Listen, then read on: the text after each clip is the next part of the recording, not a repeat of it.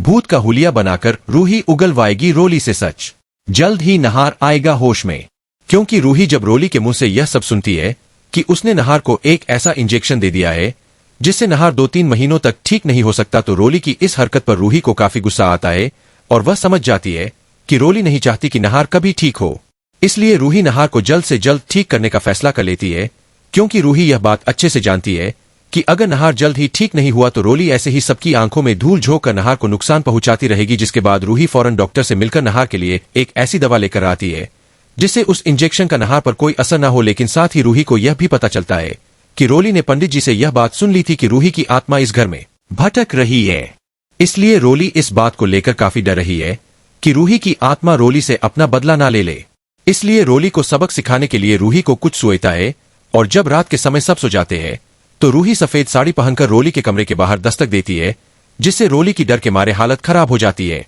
लेकिन जब रोली आवाज देती है कि कौन है, तो रूही इस पर कोई जवाब नहीं देती, जिससे रोली और भी घबरा जाती है और जब डरते डरते वह दरवाजा खोलती है तो दरवाजे के बाहर कोई नहीं होता। इसलिए वह डरते हुए अपने कमरे के बाहर आ जाती है, जिस पर मौके का फायदा उठाते हुए रूही रोली के कमरे के अंदर चली जाती है और जब रोली को बाहर कोई नहीं मिलता तो वह वापस अपने कमरे में सोने के लिए चली जाती है, क्योंकि उसे लगता है कि उसे कोई भ्रम हुआ होगा। लेकिन जैसे ही रोली सोने के लिए अपने बिस्तर पर पहुंचती है तभी रूही रोली के सामने भूतिया भेष में आ जाती है, जिसे देखकर रोली के पैरों तले जमीन खिसक जाती है और उसे पंडित जी की बातों पर यकीन आ जाता है कि रूही की आत्मा अभी भी इस घर में भटक रही है। जिसके बाद रोली रूही के सामने हाथ जोड़कर उसे माफी मांगने लगती है कि उसे उस दिन नहार और रूही की गाड़ी के ब्रेक फेल नहीं करने चाहिए थे, जिसे सुनकर रूही को एक बड़ा झटका लगता है और रूही के सामने यह सच आ जाता है कि नहार और रूही के साथ जो हादसा हुआ वह रोली की साजिश की वजह से हुआ था, जिससे रूही को समझ नहीं आता कि आखिर कोई अपनी बहन के साथ इतनी गिरी हुई हरकत कैसे कर सकता है। जिसके बाद रूही रोली को और डराने लगती है कि वह रोली को अपने साथ ले जाने आई है, जिसे सुनकर रोली के होश उड़ जाते हैं और वह रूही से कहती है कि रूही जो बोलेगी वह वैसा करने को तैयार है,